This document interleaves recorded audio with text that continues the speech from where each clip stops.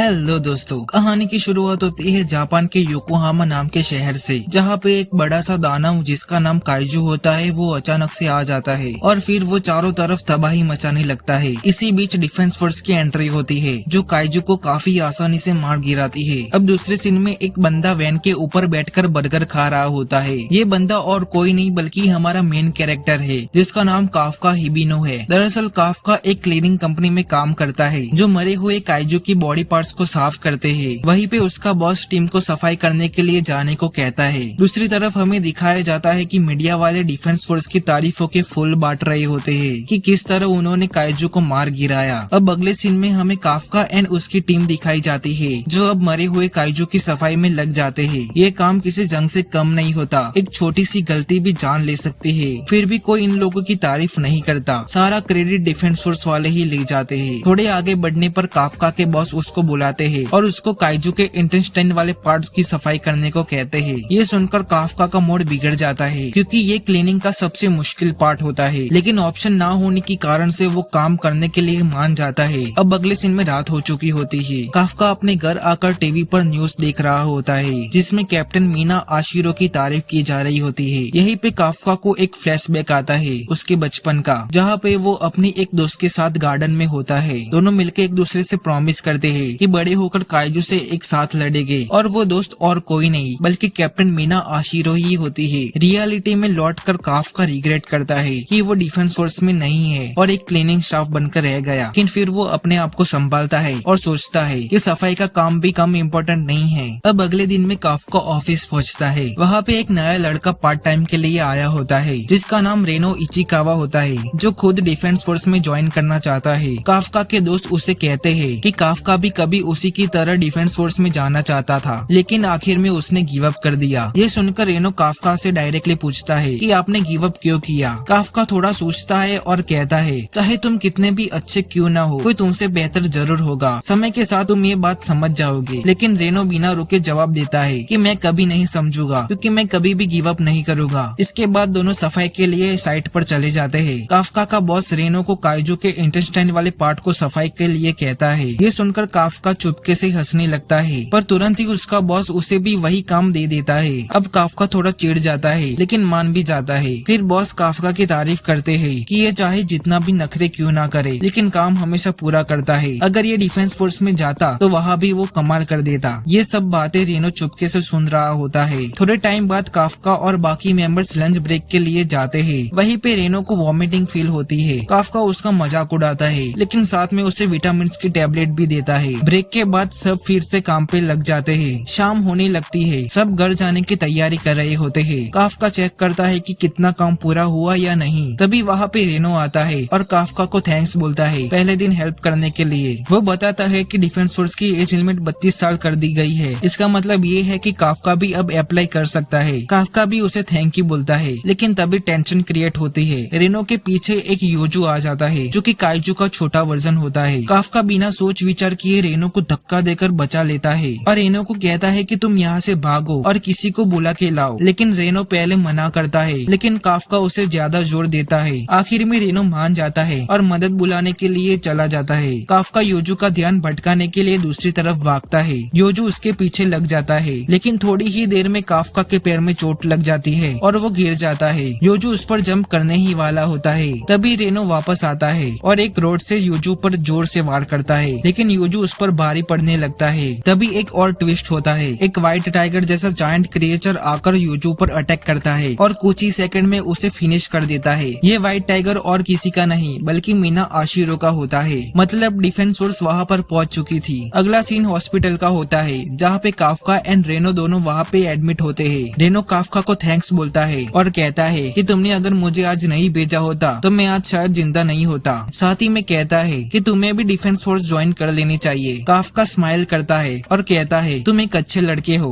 लेकिन सीन में एक और ट्विस्ट आता है। एक छोटी सी बटरफ्लाई जैसी दिखने वाली काइजू उड़ती हुई आती है और सीधा ही काफका के मुंह में घुस जाती है। काफका का बिहेवियर चेंज होने लगता है। रेनो पर्दा हटाकर देखता है तो काफका का पूरा चेहरा बदल गया होता है। काफका अब काइजू में बदल चुका था। दोनों शौक में चीखने लगते हैं लेकिन तभी एक अंकल दरवाजे से ये सब देख लेते हैं और बिना देरी किए डिफेंस फोर्स को कॉल करते हैं। दूसरी तरफ डिफेंस फोर्स हॉस्पिटल में जाने के लिए रेडी होती है। है और इधर काफका एंड रेनो उस बूढ़े अंकल को समझाने की कोशिश करते हैं कि उन्हें डरने की जरूरत नहीं है। रेनो माहौल हल्का करने के लिए काफका से कहता है कि जरा मुस्कुरा के दिखा, लेकिन जैसे ही काफका अपनी काइजू फॉर्म में हंसता है तो वो और भी ज्यादा डरावना लगता है और ये देखकर बूढ़े अंकल बेहोशी हो जाते हैं। उसी दौरान काफका गलती से एक पूरी दीवार को ही गिरा देता है। आवाज सुनते ही पूरे हॉस्पिटल के लोग वहाँ आ जाते हैं। काफका तुरंत ही भागने की सोचता है और खिड़की से जंप मार देता है। अब दूसरे सीन में काफका और रेनो रास्ते पर भाग रहे होते हैं। बीच रास्ते में काफका को जोर से टॉयलेट आती है, लेकिन प्रॉब्लम ये होती है कि उसके पास सुसु करने का कोई साधन ही नहीं होता। जब वो अपना कंट्रोल खो देता है तब कुछ ऐसा होता है जिसे सुनकर आप भी हंसने लगोगे। दरअसल उसका सुसु उसकी निप्पल से निकल रहा होता है। दोनों रेनो और काफका शॉक में एक दूसरे को देख रहे होते हैं। इसी मोमेंट में काफका को रियलाइजेशन होता है, अगर मैं नॉर्मल नहीं हो पाया तो डिफेंस फोर्स में जाने का मेरा सपना अधूरा रह जाएगा। तभी उसको एक हिंट मिलती है जिसे उसे पता चलता है कि किसी जगह कोई काइजू आने वाला है। कुछ ही देर बाद एक बड़ा सा धमाका होता है एंड वहाँ पे एक काइजू दिखाई दिया जाता है। ये देखकर काफका समझ जाता है कि अब मुझे पहले से ही पता चल जाता है कि काइजू कहाँ आएगा। रेनो स्मार्टली काफका को सजेस्ट करता है जहाँ पे काइजू है वहाँ पे डिफेंस फोर्स जरूर ही पहुँच जाएगी, तो फिर ये तुम्हारे छुपने के लिए परफेक्ट चांस है। और दोनों वहाँ से एक सेफ जगह ढूंढने के लिए निकल जाते हैं। अब अगले सीन में दिखाया जाता है जिसमें एक छोटी सी बच्ची और उसकी माँ एक बड़े से सामान के नीचे फंसी होती है। तभी एक काइजू वहाँ आकर उन पर अटैक करने ही वाला होता है, लेकिन उससे पहले काफका एंट्री लेता है एंड जोर से एक मुक्का मारकर काइजू को फेंक देता है और इसी तरह माँ बेटी की जिंदगी बच जाती है। उसी वक्त रेनो भी वहाँ पहुँच जाता है और उन दोनों को वहाँ से सेफली ले जाता है, लेकिन काइजू वापस से उठता है। पर इस बार काफका का पंच इतना पावरफुल होता है कि काइजू के चिथड़े उड़ जाते हैं। इस सीन में लिटरली खून की बारिश हो रही होती है। काफी एनर्जी निकालने के बाद काफका धीरे धीरे अपनी इंसानी फॉर्म में वापस आता है। थोड़े ही समय बाद डिफेंस फोर्स भी उस लोकेशन पर पहुंच जाती है, लेकिन वहाँ पे काइजू की जो हालत देखने को मिलती है उसे देखकर सभी लोग चौंक जाते हैं। पर तब तक काफका और रेनो वहाँ से गायब हो चुके थे। अब अगला सीन फास्ट फॉरवर्ड होता है 3 महीने बाद। काफका के ऑफिस के मेंबर न्यूज चैनल देख रहे होते हैं। न्यूज में दिखाया जाता है कि